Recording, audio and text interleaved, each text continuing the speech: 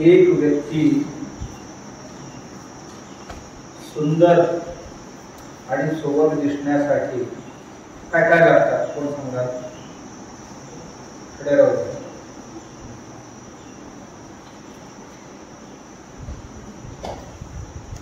हा सुंदर दिसायला पाहिजे, सोबत दिसायला पाहिजे, छान पैकी. याच्यासाठी काय काय लागणार? एका गोष्टीवरच सगळे चालते की आणखी काय काय तरी वेगवेगळे लागतात?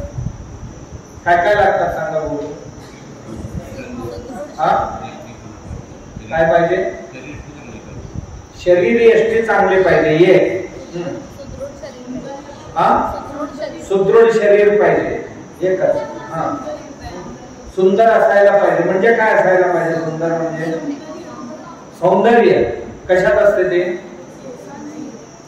म्हणजे याची डोळे, नाक, कान सगळे मापात असायला पाहिजे, बरोबर? नाहीतर एवढं लांबडं नाक आणि छोटी छोटी डोळे आणि एवढ्या जनावरांसारखे कान असेल तर होईल का? नाही. म्हणजे ते सगळे मापात असायला पाहिजे, त्याला सौंदर्य म्हणतात. आणखी हा सुंदर दिसण्याकरता आणखीन काय काय पाहिजे? काय एक बस एवढ्यावर सुंदर दिसेल? हा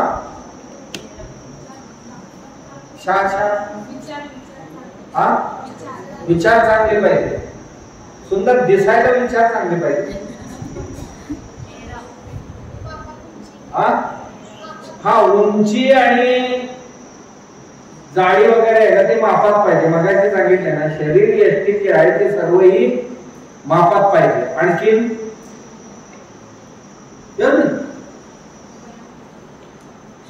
मापात असेल तर सुंदर दिसेल. चेहऱ्यावर तेज पाहिजे, बरोबर. आणखी 5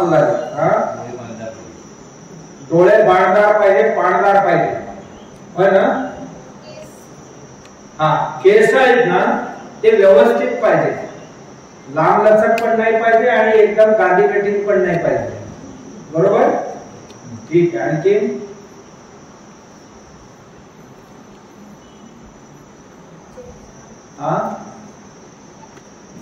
कपड्याची गरज नाही ना अंगावर आहे, कसलंही घालून चालेल.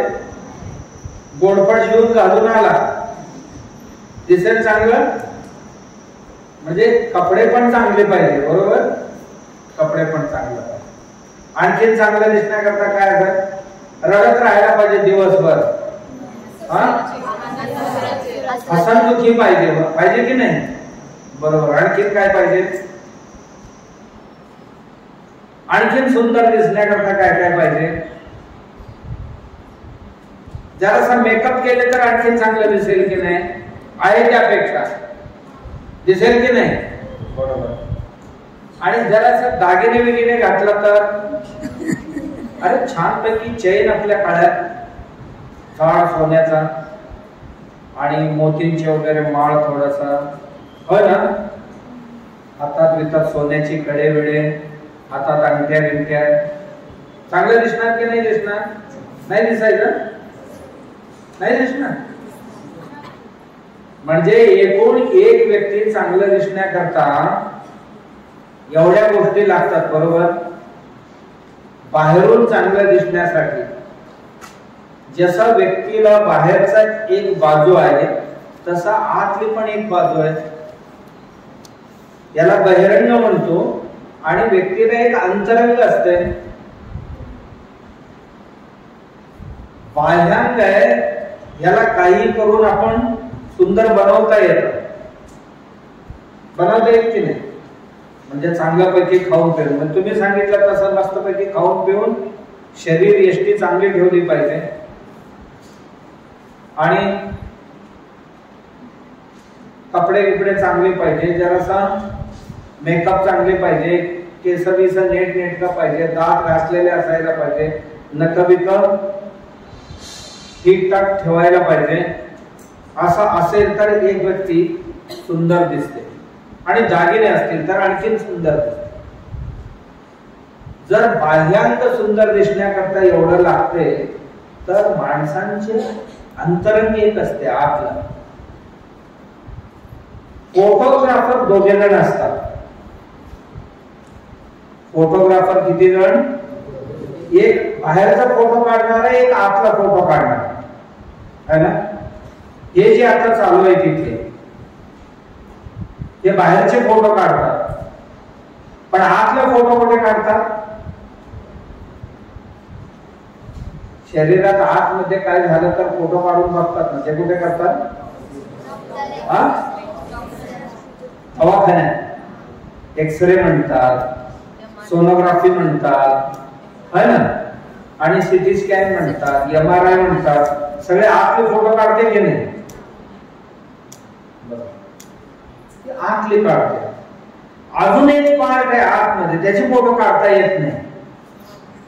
कुठलं? मन.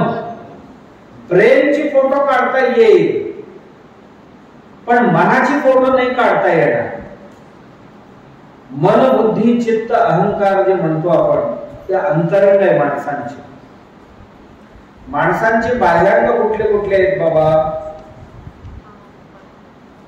कान दोन, त्वचा, डोळे, नाक, जीभ. असा हात लावा. 1 2 3 4 5 असा हात लावले की त्यांना पंचेंद्रिय म्हणतात. काय म्हणतात त्यांना? पंच ज्ञानेंद्रिय म्हणतात त्यांना. काय म्हणतात? कारण ह्याच्या माध्यमातून आपण ज्ञान संपादन करतो. कान ऐकून काहीतरी ज्ञान मिळते आपल्याला, याला शब्देंद्रिय म्हणतात. काय म्हणतात त्याला? शब्द संग्रह करणारी, शब्द ग्रहण करणारी इंद्रिय. त्वचा आहे, त्वचेने ज्ञान होते. कुठलं? कठीण की मृदू, शीत की उष्ण, होय ना, हे ज्ञान होते की नाही? स्पर्शेंद्रिय म्हणतात. आणि तिसरं नेत्र म्हणजे डोळे, स्वरूप की कुरूप, हे ज्ञान होते की नाही? नेत्रेंद्रिय म्हणतात. आणि गंध ग्रहण करणारा इंद्रिय घ्राणेंद्रिय म्हणतात. नाकाला की सुगंध की दुर्गंध, किंवा वेगवेगळ्या प्रकारचे गंध. गंध काय एक सारखं? 50 प्रकारची फुलं घेतले तर 50 प्रकारचे वास असतात. वेगवेगळे शेकडो वस्तू आणून समोर ठेवले तर शेकडो वस्तूंची वास, शेकडो प्रकारचे, प्रत्येक वासाला ओळखते. म्हणून याला घ्राणेंद्रिय म्हणतात. आणि जीभ एक आहे. जीभेला काय म्हणतात? रसनेंद्रिय.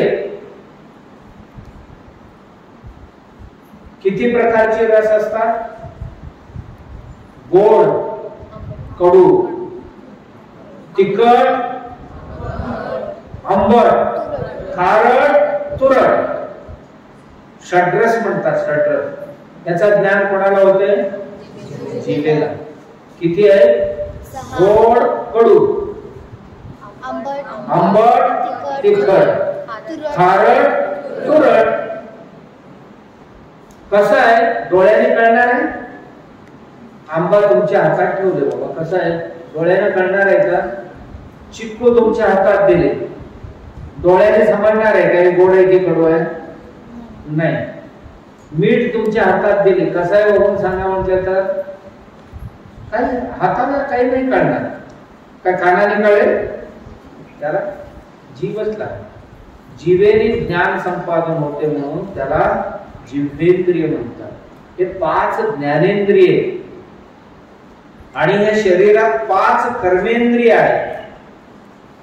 वाक म्हणजे आपली वाणी काम करणारी, ही 5 ज्ञान संपादन करणारी आहे आणि 5 काम करणारी आहेत. प्रत्यक्षात 5 वेगवेगळ्या बाहेरचे ज्ञान संपादन करणारे आणि 5 आहेत ना प्रत्यक्ष आमच्यासाठी काम करणारे. कुठली? वाणी, वाक, पाणी. पाणी म्हणजे हात. संस्कृत मध्ये पाणी म्हणजे हात. वाक, पाणी, पाद म्हणजे पाय. उपस्थ पायू म्हणजे 1 नंबर 2 नंबर जे करतो ना, हे इंद्रिय जे आहेत त्याला उपस्थ आणि पायू म्हणतात. गुदगुह्य असं म्हणतात. ही 5 प्रत्यक्ष या शरीरात काम करणारी इंद्रिय आहे. 5 ज्ञानेंद्रिय आहे, 5 कर्मेंद्रिय आहे. याच्या व्यतिरिक्त आणखीन काय आहे त्या शरीरामध्ये? 5 प्राण आहेत. श्वास घेणं सोडणं, 5 प्राण आहेत काम करणारे. प्राण, अपान, उदान, व्यान, समान. राहते लक्षात? प्राणवायू, अपान वायू, उदान वायू, व्यान वायू, समान वायू. प्राणवायू म्हणजे श्वास उच्छ्वास घेणं सोडणं, याला काय म्हणतो? प्राणवायू. अपान वायू म्हणजे छातीच्या खाली पोटात साठलेले जे काय खराब हवा आहे त्याला बाहेर टाकते, अपान वायू म्हणतात. गुह्यद्वारा, गुदद्वारा, ज्याला पादणं असं आपण मराठीत म्हणतो, म्हणजे अपान वायू म्हणतात त्याला. बाबा टॉक्सिन आहे तो शरीरातला, वायू रूपात असणारा टॉक्सिन आहे, त्याला बाहेर काढायचं काम करते गुदेंद्रिय. अपान वायू म्हणतात ते, बाहेर जाते. आणि उदान वायू, छातीच्या वर इथे काहीतरी टॉक्सिन कलेक्ट झालं वायू रूपात, त्याला बाहेर कशा कशातनं टाकता येतं? उचकी, वांती, आणखीन करपा, ढेकर या माध्यमातून बाहेर काढतो की नाही आपण? याला काय म्हणतात? उदान वायू. आणखीन व्यान वायू. या शरीरात एक वायू काम करते, हे सगळ्या सांध्या आहेत ना व्यवस्थित वागतील, आकुंचन प्रसरणाचं काम करतील, असं एक वायू काम करते, त्याला म्हणतात उदान वायू. आणि शेवटचं एक आहे समान वायू. समान म्हणजे आमच्या शरीराला लागणाऱ्या ऑक्सिजन असेल, ऊर्जा असेल, अंग प्रत्यंगापर्यंत सगळीकडे समान दृष्ट्या वाटप करण्याचं काम करते. ऊर्जा आणि प्राण या दोन्हींना अगदी शेवटपर्यंत नेऊन पोहोचवण्याचा, शिखापासून नखापर्यंत, अंग प्रत्यंगापर्यंत पोहोचवण्याकरता काम करते. त्याला काय म्हणतात? समान वायू. ही 5 वायू आमच्यात काम करतात प्रत्यक्षात. ही एकूण शरीर आहे आणि याच शरीरामध्ये ही बाहेरचे चांगलं दिसण्याकरता एवढी लोक काम करतात. आणि आतमध्ये आणखीन याचा सगळे सॉफ्टवेअर जो आहे तो आतमध्ये, मी सगळे हार्डवेअर सांगितलं तुम्हाला शरीरात. हे जे आहे ना शरीराचा हार्डवेअर आहे. मग वैद्यकीय भाषेत आणखीन नाव वेगवेगळे आहेत, पण ह्याचा सॉफ्टवेअर एक असतो, त्याला मन, बुद्धी, चित्त, अहंकार म्हणतात. सॉफ्टवेअरला काय म्हणतात? मन, बुद्धी, चित्त, अहंकार. मन म्हणजे संकल्प विकल्पात्मक व्यवहार करणारी एक वृत्ती आतमध्ये काम करते. काय करावं, काय नाही करावं, काय केले तर चांगलं, काय नाही केले तर चांगलं, जाऊ की नाही जाऊ, पाहू की नाही पाहू, असं जे काय संकल्प विकल्प. संकल्प म्हणजे करू, विकल्प म्हणजे काय नको करू, असा विचार करणारी जी वृत्ती आहे त्याला म्हणतात मन. डिसिजन मेकर जो आहे आतमध्ये, माझी सपोर्ट आहे, मी सगळे विचार केलेले. आमच्या आतमध्ये चित्त नावाची एक आहे, ज्याला मेमरी कार्ड म्हणतो ना, ती एक आहे मेमरी कार्ड. त्या मेमरी कार्ड मध्ये आपण केलेले सगळ्या व्यवहारांचे, वाचलेले, ऐकलेले, पाहिलेले, बोललेले, खाल्लेले आणि सगळे जेवण केलेले, चाललेले, बसलेले, उठलेले, झोपलेले सगळ्या व्यवहारांची स्टोरेज होते. त्याला चित्त म्हणतात. स्टोरेजला काय म्हणतात? चित्त. अहंकार म्हणजे एक वृत्ती आहे की सगळ्या मी पाहिलं, मी ऐकलं, मी बोललो असं जे येते त्याला अहंकार म्हणतात. ते कुठे राहते? इनबिल्ट आहे. मनामध्ये ते इनबिल्ट आहे. या चारींना मिळून सॉफ्टवेअर म्हणतात शरीराचा. या शरीराचा सॉफ्टवेअर आहे. त्यालाच अंतरंग शरीर म्हणतात. हे जसं बाह्यांग शरीर आहे ना तसं ते अंतरंगिक शरीर आहे. त्या अंतरंगिक शरीर आणि बाह्यांग कसं राहावं याचा निर्णय या दोन्हींचे मिळून व्यवहार जेव्हा चालते तेव्हा सगळी सुरक्षित. मी काय पाहावं नाही पाहावं डोळे ठरवणार की डोळ्यांसाठी बुद्धी काम करत असते, मन काम करत असते. मी काय खावं की नाही खावं हे कोण ठरवतं? मला भूक लागले की नाही लागले विचार कोण करतो? तोंड नाही करत विचार, बुद्धी विचार, मन विचार करते. बघा या शरीराला आज भूक आहे का? खाल्ले तर पचन करू शकेल की नाही करू शकेल याचा विचार करा. ते सगळे विचार ते सॉफ्टवेअर मध्ये सगळे चालते. मग सॉफ्टवेअर कमांड देते बुद्धीला. बुद्धी आहे ना हे कमांडर आहे. कमांड देते हे करा, अगर नका हे करू. आणि त्याप्रमाणे शरीरातून क्रिया होतात. तर शरीर नीटनेटका किंवा आपला व्यवहार नीटनेटका चालण्याकरता आमचे हार्डवेअर सॉफ्टवेअर हे दोन्हींचे कॉम्बिनेशन व्यवस्थित चाललं पाहिजे. या दोन्हींचे व्यवहार अत्यंत व्यवस्थित चालला पाहिजे. या दोघांची जर ताळमेळ नाही बसलं तर अवघड होऊन जाईल. मी एक गोष्ट सांगत असतो नेहमी. दोन मित्र होते म्हणे, एक बोकड आणि एक माकड. मित्र कोण कोण होते? एक बोकड आणि एक माकड. त्या दोन्हीला घेऊन एक आपला खेळ करत होता गावोगावी. मदारी असतो ना, मदारी माकडांचा खेळ करायचा आणि बोकडांचाही एक खेळ करायचा. या दोन्हीला घेऊन गावोगावी फिरायचं. इकडे तिकडे जरासा खेळ करून पैसे मस्त पैकी आले की त्याला इच्छा झाली एक दिवशी मस्त पैकी लोणी खावं असं.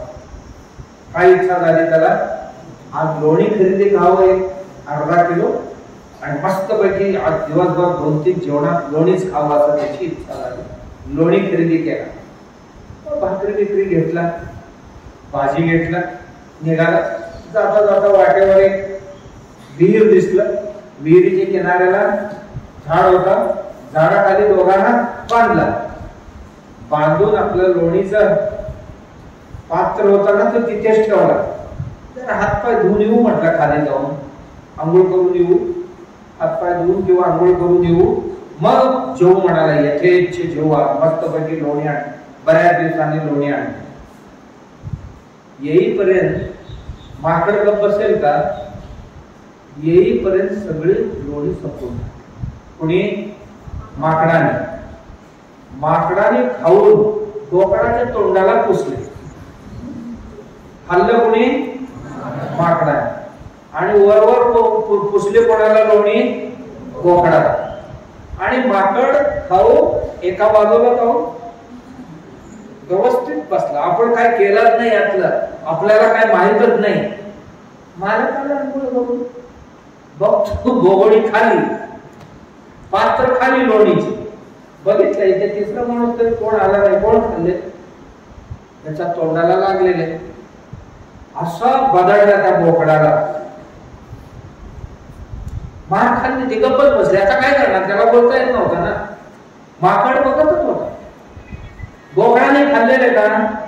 नाही खाल्लेले. पण मार खाऊ लागला की नाही? कुणामुळे? जोडीदारामुळे. आपला साथीदार साथ नाही दिला, लाथ दिला. काय दिला? साथ नाही दिला, लाथ घालायला लावलाय. साथीदार म्हणजे कसा असायला पाहिजे बाबा? आपल्याला वाचवणार, आम्ही त्यांना मदत करायला पाहिजे, त्यांनी आम्हाला मदत करायला पाहिजे, असा साथीदार पाहिजे होता. पण हे साथीदार चुकीचे लागले दोन्ही एकमेकांना. मार खावा लागला, भरपूर मार खाल्ला, रात्रभर झोप पण नाही लागली, इतकं मारला होता मला. मी कथा तिथे सोडून देऊ आपण. आमचेही एक दोन जोडीदार आहेत. कोण कोण बाबा? एक शरीर आणि दुसरं आपलं मन. मन म्हणजे माकड आहे आणि शरीर म्हणजे बोकड आहे. भानगडी तर तिथे आणि मार खाते, होय की नाही? तुम्ही जरासा एखादा शब्द चुकीचे गेला तुमच्या तोंडून, शब्द उच्चार करणारा कोण? मनच ना. दोन शिव्या दिली की समोरचे काय गप्प बसणार आहे का? शरीराने काय पाप केले का? नाहीये. बोलायला प्रेरणा कोणाची?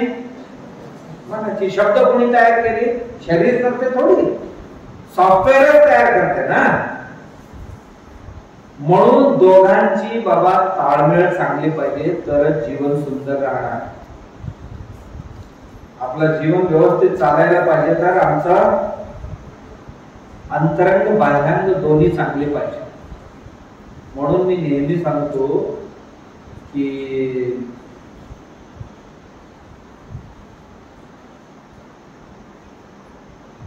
संगीत कचेरी असते, संगीत कचेरीमध्ये एक गाणारा असतो, एक पेटी वाजवणारा असतो, सूरपेटीवाला, आणि एक तबला वाजवणारा. तिघांचं चालतंय. गाणारा ज्या स्वरात गातो त्या स्वरातच पेटी वाजवली पाहिजे आणि ज्या ताळात गातो त्याच ताळात तबला वाजवणारे वाजवायला पाहिजे. मग गाणारा एका स्वरात गायला लागला, त्या तबलावाला दुसरा सूर केला, पेटीवाल्याने दुसरं, होईल का संगीत? नाही. तसं आमची आतली आणि बाहेरची बुद्धी, मन, शरीर या तिन्ही एक सुरात जर काम करणार असतील तर आपण सुंदर दिसणार आणि चांगले काम करणार. जर या तिघांचा बेसूर झाला, कोणाचाही धड काम होणार नाही. कारण आमची अंतरंग बहिरंग आहे ना, हे दोन्हींची फार जवळचे संबंध आहे. माणसाला भूक लागली, चिडचिडीपणा वाढतो की नाही? मन काय खाते का? भाकरी खाल्लेले मनाने का भाजी खाते, आमटी खाते? काय नाही. ही भाजी आमटी सगळी कोणाला लागणार? शरीराला. जर वेळेत ह्याला नाही भेटले, 7 तास उशीर झाला, दिसेल त्याच्यावर तुटून पडत. मन का? शरीराचा मनाचा जवळचा संबंध आहे. शरीराला त्रास झाला तर तो मनाला पण होतो त्रास. कधी कधी माणसाला राग येतो. राग कोणाचा स्वभाव? शरीराचा की मनाचा? मनाचा. थोडा मस्त पैकी राग आला तर लाल गुंद होतो की नाही? नाक, चेहरा लाल गुंद, डोळे लाल गुंद होतात की नाही? म्हणजे मनाचा परिणाम शरीरावर दिसतो. आणि शरीराला काय झालं तर त्याचा परिणाम वेदना झाली, शरीरात दाढ दुखायला लागली, गुडघे दुखायला लागले, मन अस्वस्थ होते की नाही? म्हणजे या दोघांचाही फार जवळचा संबंध आहे, जवळचा संबंध. तर या दोघांनाही फार सुंदर पद्धतीने ताळमेळ घालून पुढे न्यावं लागतं. मनालाच आम्ही अंतरंग म्हणतो, शरीराला बहिरंग म्हणतो. बहिरंग सुंदर दिसण्याकरता ज्या ज्या गोष्टी आपण पाहिला, तसं मन सुंदर दिसण्याकरता काय काय करावं लागेल? मन सुद्धा सुंदर असायला पाहिजे. मन सुंदर नसेल तर कसा असतो माणूस? कल्पना कराल तुम्ही. ज्याच्या मन चांगलं नाहीये तो कसा असू शकतो माणूस? कोण सांगाल?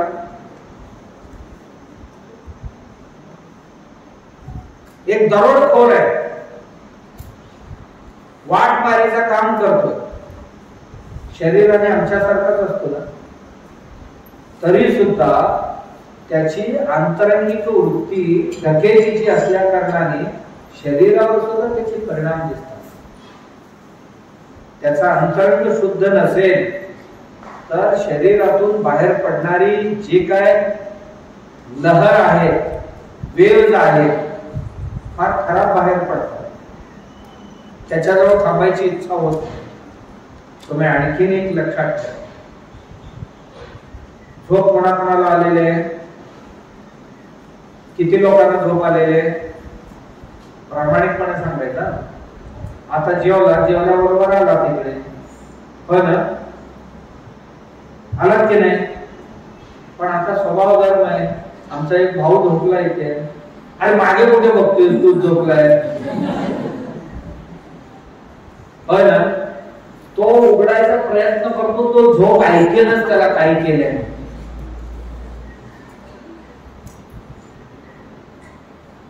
काय म्हणत होतो? दोघांचाही जवळचा संबंध आहे, शरीर आणि मनाचा. मन सुंदर दिसायला पाहिजे. जर मन सुंदर नसेल, त्या व्यक्तीचा काही परिणाम, माझ्या मनात जर वाईट विचार चालले असतील तर त्या शरीरातून काही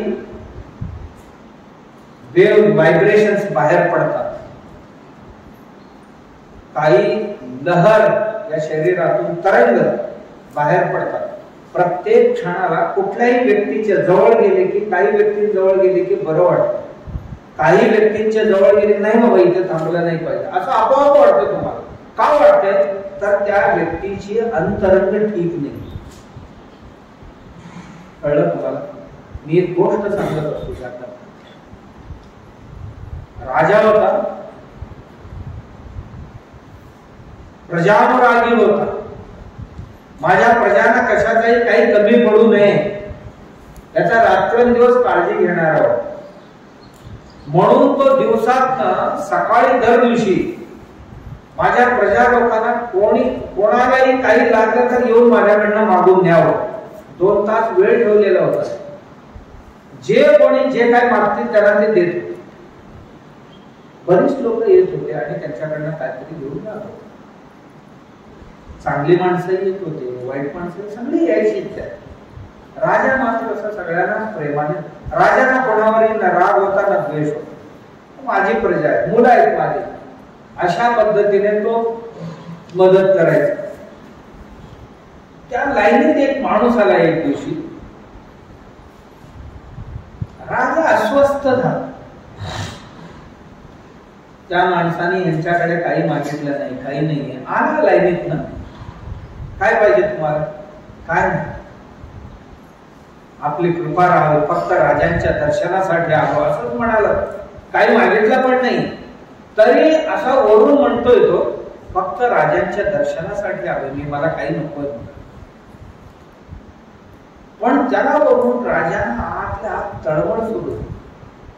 त्याला बघून भयंकर द्वेष उत्पन्न झाला राजांच्या मनात. राजा म्हणाला, जो माणूस माझ्या दर्शनासाठी आला आहे आणि त्याला बघून माझ्या मनात असा का द्वेष आणि तिरस्कार मत्सर उत्पन्न व्हावं, मलाच लाज वाटते, हे योग्य नाही म्हणा. पण ज्या अर्थी त्याला पाहिल्यानंतर हे उत्पन्न झाले याचं कारण काय असू शकतं? तो सांगत तरी नाही येतो.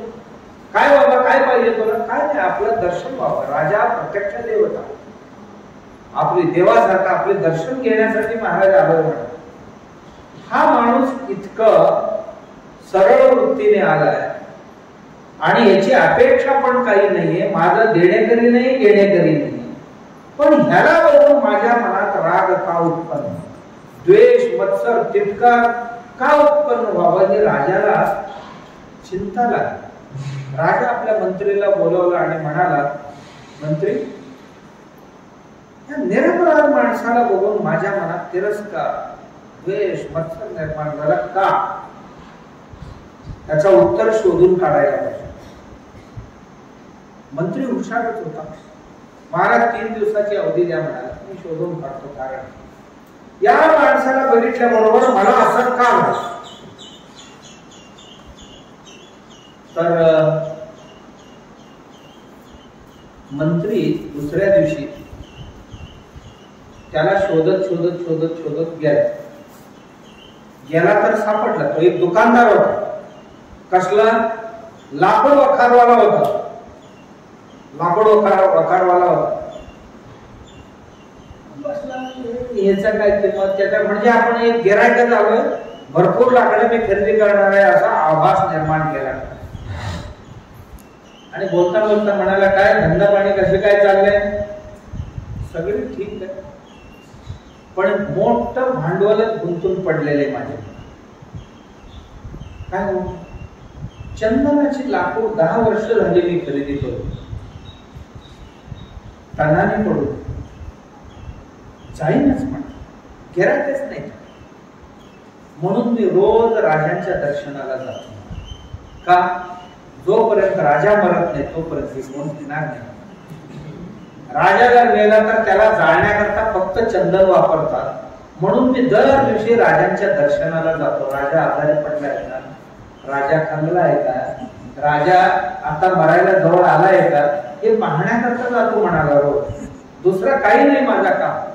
राजांकडनं माझी काही अपेक्षा नाही, फक्त राजा कधी मरणार आहे हे पाहण्याकरता मी रोज जातो. मंत्री म्हटला, शाबास, माझ्या प्रश्नाचं उत्तर सापडलं मला. मग म्हणाला, एक काम कर, उद्या मी खरेदी करतो म्हटला तुला, आणि किती किंमत होते सांग म्हण. दुसऱ्या दिवशी मंत्र्याने जाऊन सगळे लाकडं खरेदी केली. राजाला नाही सांगितलं, खरेदी केलं.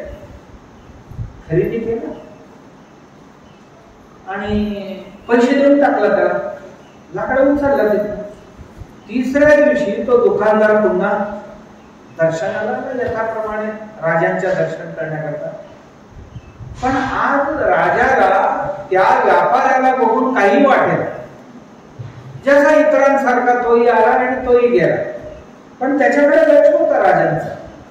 तो आला, फक्त आपल्या दर्शनासाठी आला होता. दर्शन झालं, फार आनंद झाला म्हणाला, आणि तो निघून गेला. आज राजाला काही वाटेल, आज कळवळत होते ना आतमध्ये. मंत्र्याला बोलवलं, अरे मंत्री, तुम्हाला परवा बोललो होतो ना मी, त्या माणसाला बघितलं की माझ्या कारण नसताना, तो दर्शनला येणारा माणूस कारण नसताना माझ्या मनात द्वेष, मत्सर, तिरस्कार उत्पन्न व्हायचं. पण असं काय घडलं की आज त्याला बघितल्यानंतर माझ्या मनात काही भावनाच उत्पन्न नाही झाल्या. इतरांसारखं त्याच्याही वर माझ्या प्रेमळ भाव उत्पन्न झाले, प्रेमळ भाव उत्पन्न झाला. काय झालं? काय महाराज, ते द्वेष, मत्सर, तिरस्काराचा जो कारण होता ना, तो संपून टाकलं नाही. काय होतं कारण? महाराज, त्याच्याकडे चंदनाचा लाकूड होता आणि राजा मेला तरच विकला जाणार होता अशी त्याची धारणा होती. मग मी काल लाकूड खरेदी करून टाकला. रोज तो यायचा, राजा कधी मरणार हे पाहण्याकरता येत. बोलत नव्हता तो, पण त्याच्या मनातले विचार जे आत आहे ना, त्याच्या शरीराच्या वेगवेगळ्या तरंगातनं बाहेर पडत. हे बघा, डोळ्यातनं बाहेर पडतं, तोंडातनं बाहेर पडतं, त्वचेतनं बाहेर पडतं. आपल्या शरीराला एक आरा म्हणून असतो. आरा माहितीये? प्रभा म्हणतात त्याला. काय म्हणतात? प्रभा. प्रत्येकाच्या शरीराभोवतीने एक आरा असतो. देवदेवतांच्या फोटोला आरा दाखवतात बघा, प्रभावळी म्हणतात. असा प्रत्येक व्यक्तीच्या शरीराला एक आरा असतो. कोणाचा पिवळा असतो, कोणाचा भगवा असतो, कोणाचा निळा असतो, कोणाचा लाल असतो, कोणाचा हिरवा असतो किंवा मिक्स असतो. मग प्रत्येक रंगाला एक एक अर्थ असतो. याचा आरा जर लाल असेल तर काय शरीराच्या आतमध्ये काय चालू आहे, याच्या मनामध्ये काय चालू आहे हे कळतं.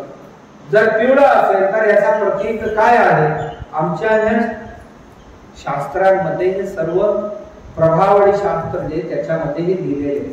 ही एक शरीर रचना शास्त्रातला एक प्रकार आहे आणि ही आरा ओळखण्याकरता दृष्टी लागते.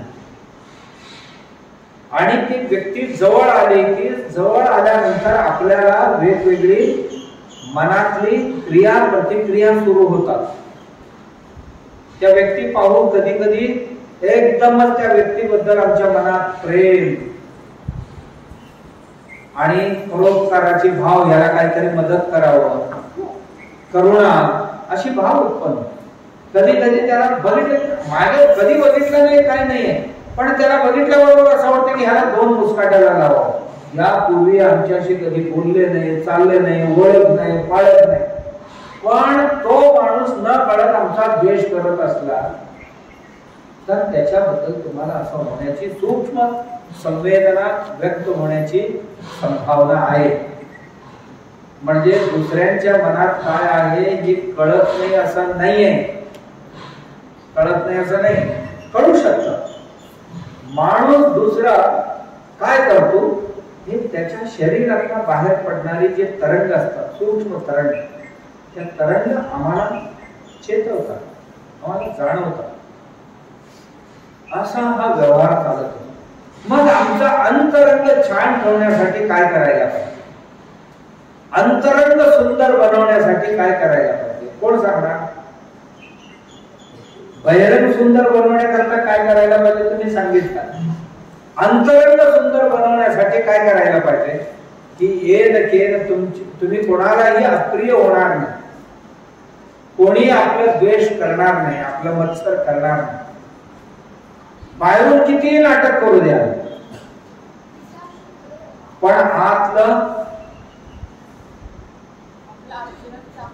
हालचाली जी आहे ती बाहेर प्रकट होते. आणि ते काय करायला पाहिजे, अंतरंग सुंदर ठेवण्यासाठी काय करायचं, वाचन केलं पाहिजे, दुसऱ्यांबद्दल प्रेम आदर असायला पाहिजे, वाचन केलं पाहिजे, चांगलं वाचन केलं पाहिजे, चांगल्या ग्रंथांची वाचन करून त्यांची विचार मनात ठेवली पाहिजे.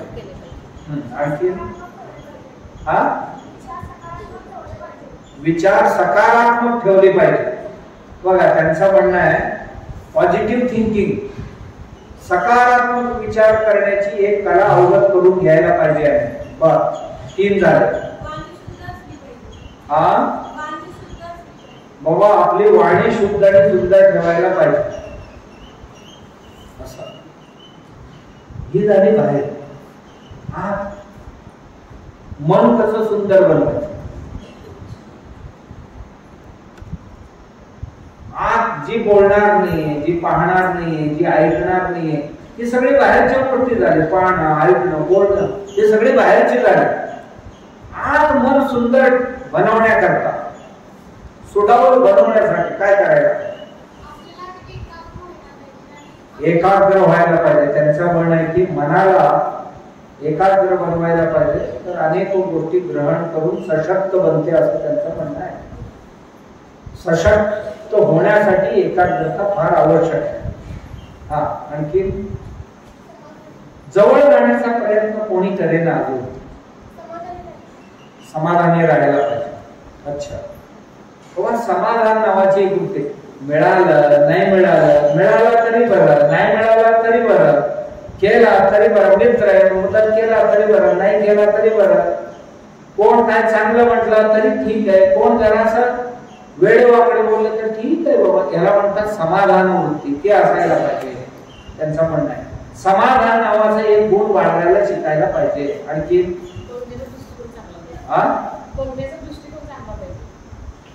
दुसऱ्यांकडे पाहण्याचा दृष्टिकोन चांगला कसं होणार हे विचार तुम्ही, कधी होणार, ते कसं होणार, करायला पाहिजे हे ठीक आहे, पण त्याच्याकरता काय पाहिजे,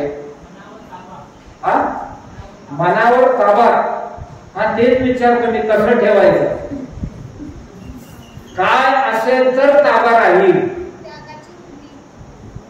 एक बघा त्यांनी सांगितले सॅक्रिफाईस, नेहमी त्याग वृत्ती आमच्या जवळ असायला पाहिजे. आम्ही ओरडण्याची नाहीये, काहीतरी द्यायला शिकायला पाहिजे. देण्याची वृत्ती आमच्याकडे मजबूत करत जायला पाहिजे, त्याग वृत्ती पाहिजे. आणखी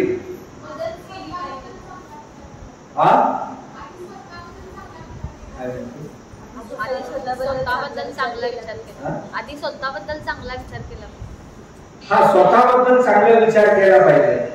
कसं करायचं,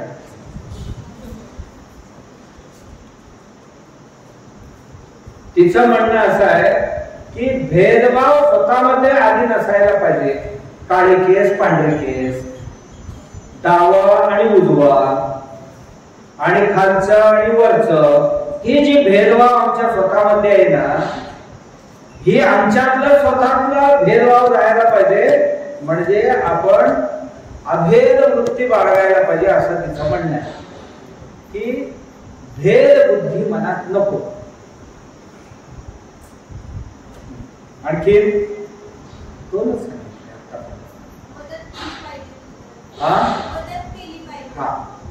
परोपकार भावना दृढ करायला पाहिजे. नेहमी मला कोणतरी मदत करावं ही अपेक्षा करण्यापेक्षा मी काय काय करू शकतो, ही परोपकार वृत्ती दिवसेंदिवस कसं वाढवायचं, कसं मजबूत करायचं, हे केल्याशिवाय मन सुंदर होणार. सुंदर म्हणजे दुसऱ्यांना आकर्षक वाटणार. तुम्ही जवळ गेला तरी सुद्धा सांगावं लागत नाही, तुमच्यावर लोक तुटून पडते. परोपकार वृत्ती पाहिजे. आणखी तुम्ही जर नम्र असाल, जे भूत नम्र असेल ते जग जिंकते असं म्हणतात. नम्रता माणसांना खूप मोठ्या स्थानापर्यंत नेते. ताठरपणा माणसांना कधी गाडून टाकेल माहित नाही. नम्रता भाव धारण करायला. आणखी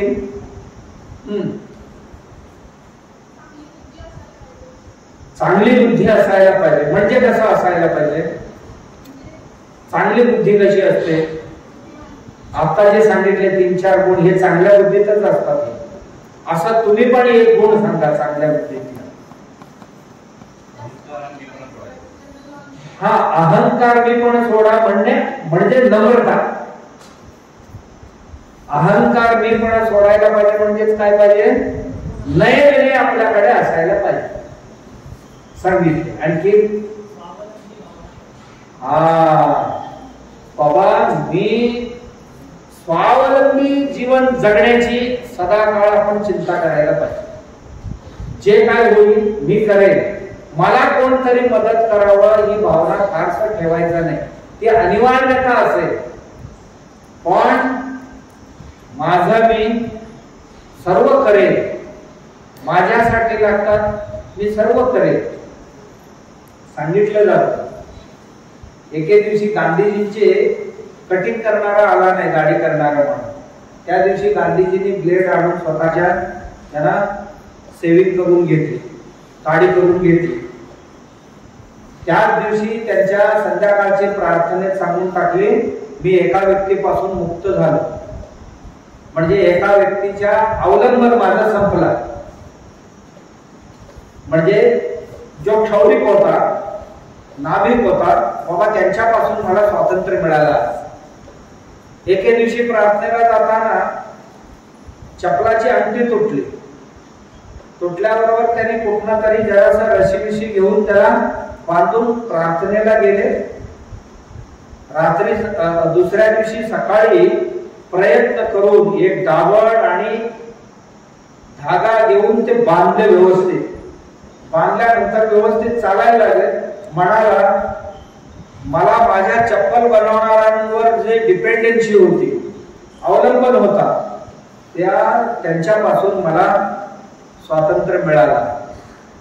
आणि एके दिवशी त्यांचा सहाय्यक जो होता गांधीजींचा, तो कुठेतरी गेला, आलाच नाही. त्यामुळे गांधींनी स्वतः आंघोळ करून स्वतःचे कपडे स्वतः धुतले. त्या दिवशी म्हणाले बाबा कपडे धुणाऱ्यांपासून मला स्वातंत्र्य मिळाला, कारण त्यांनी धुतले तरच त्यांनी घालायचं. याला म्हणतात स्वावलंबन, स्वातंत्र्य. आम्ही काय म्हणतो? स्वातंत्र्य म्हणजे मनाला येईल ते करणं स्वातंत्र्य नव्हे. स्वातंत्र्य म्हणजे कोणावरही अवलंबून न राहता सगळ्या काम माझं मी कसं करेल. स्वातंत्र्याचा अर्थ कळलं? काही लोकांना काय वाटतं? स्वातंत्र्य म्हणजे मी काही केलं तरी मला कोणी विचारू नये. मी उघडं करेन नाही तर नागडं फिरेन, मला कोण विचारू नये. मी दारू पिईन, धिंगाणा घालेन, मी लोळेन, उडी मारेन, हे स्वातंत्र्य नव्हे. स्वातंत्र्य म्हणजे स्वतःच्या तंत्राने सर्व काम करेन.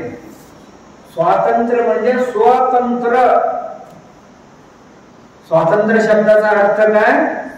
स्वतंत्र सगळे काम माझ्या तंत्राने मी करू शकतो. सुंदर सांगितलं. हे जर मनात बाळगलं तर मी खूप सुंदर बनणार. आणखी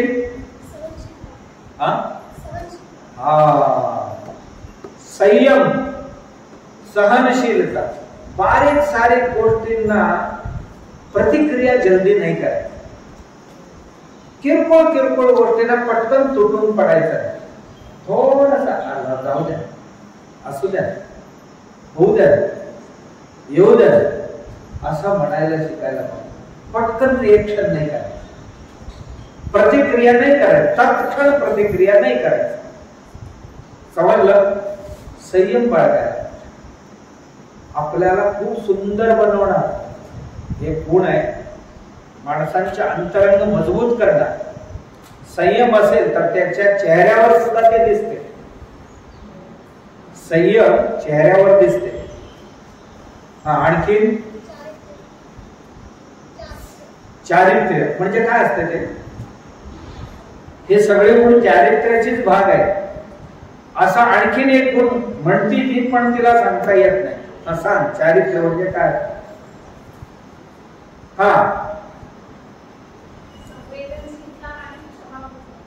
शाबाश. दोन गुण इतकी चांगले, सगळे गुण एका गुणात कुठेतरी सामावून ठेवता येत असेल.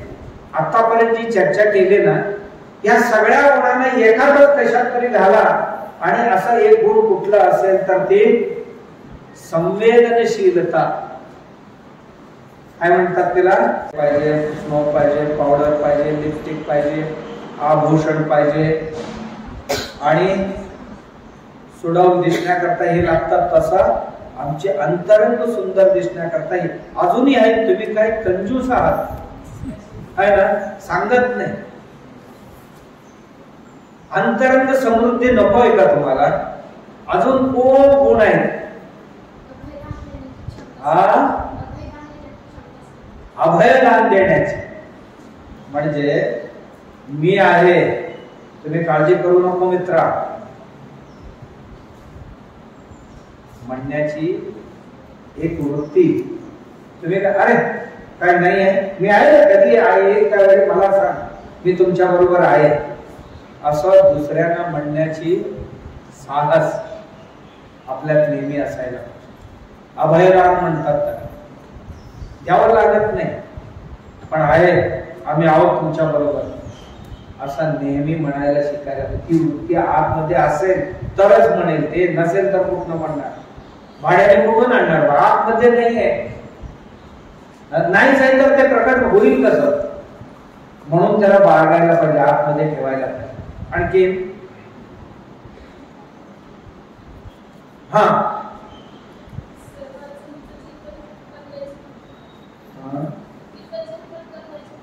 हितचिंतन. एक बघा, तिने एक सुंदर गुण सांगितलं.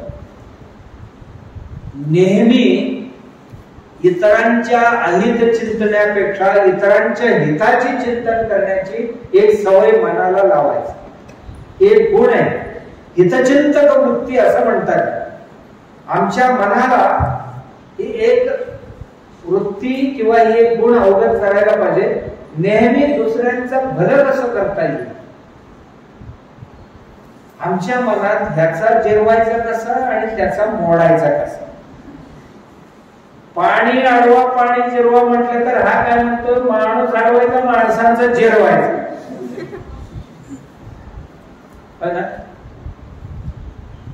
नाही, दुसऱ्यांना मी भलं कसं कसं करू शकतो.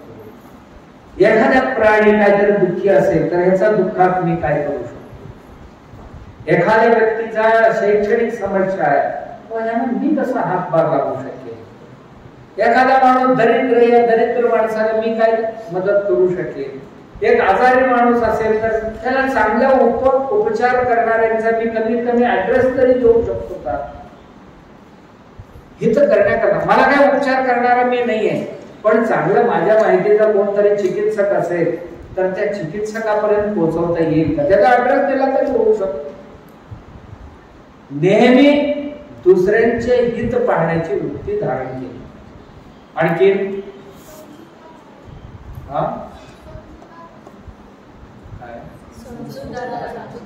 समजूतदारपणा, बरोबर, दुसऱ्यांना समजून घ्यायला शिकायला, समजूतदारपणा दाखवायला पाहिजे. ती मगाशी सांगितलेले 2-3 गुणांच्या मध्येच ही येऊन जाते, पण हे गुण सुंदर आहे. 2-3 गुणांचा एक समजूतदारपणा, म्हणजे दुसऱ्यांच्या भल्याचाही विचार करावा, दुसऱ्यांच्या छोटी मोठी चूक झाली असतील तर ते सोडून चांगलं त्यातनं ग्रहण करावं आणि क्षमाही करून टाकावं. समजूतदारपणाच्या पोटात क्षमा पण असते. सुंदर गुण आहे. आणखी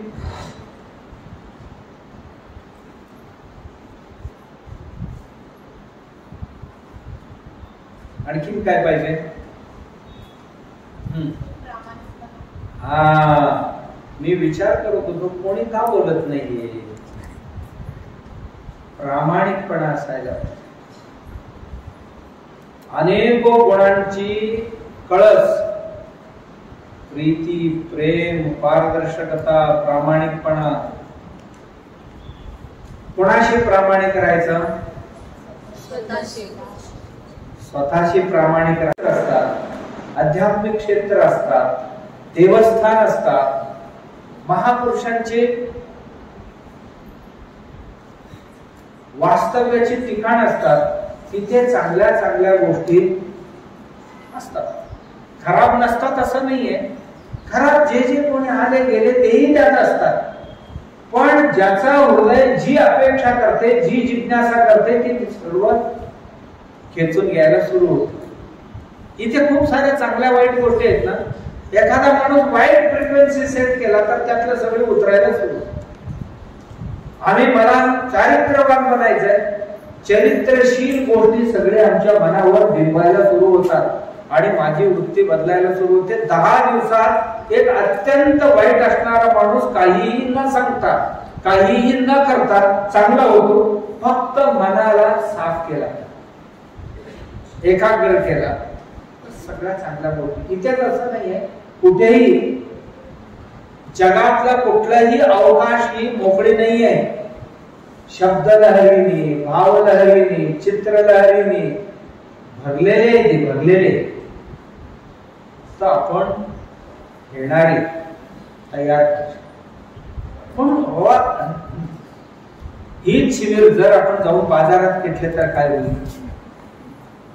बाजार होतो की ना आठवड्याचा, तिथे सुरू करायचं. काय होईल? बाजारातले सगळे उतरेल. गाजर, मुळी, कांदा, लसूण, मसाला सगळे उतरायला सुरू होईल. 5 रुपये, 5 रुपये, 5 रुपये, 5 रुपये. मास्तर काही शिकू द्या समोर बसून, ते 5 रुपये जेवढं लवकर उतरते ते नाही उतरले. का? तिथे तेच भरलेले. त्या ह्याच्यात गेलो की त्याचा आमच्या प्रभावलयापेक्षा ते प्रभावी असते आणि ते प्रेशर टाकते आपल्याला. म्हणून स्थान सुद्धा महत्वाचं आहे. थोडक्यात सांगण्याचा, आमची जसं आम्ही बाहेर सुंदर दिसतो तसा अंतरंग सुंदर बनवण्याकरता एवढ्या गुणांचा ग्रहण करता आला पाहिजे. आणि एक एक गुण आपण ग्रहण केले तर त्या गुणाला निष्ठून जाणार नाही इतका चांगल्या पद्धतीने सांभाळ पण केला पाहिजे. नाहीतर कधी कधी कठीण प्रसंग आले की प्रामाणिकपणा अप्रामाणिकतेत परिवर्तित होते. सहनशीलता तुटते आणि माणूस उर्मट उद्धट होऊ शकतो. का? कधी सीमा ओलांडू शकतो. ते होऊ नये याकरता त्या गुणांचा जोपासना पण केला. नुसतं ते गुण ग्रहण करून चालणार नाही.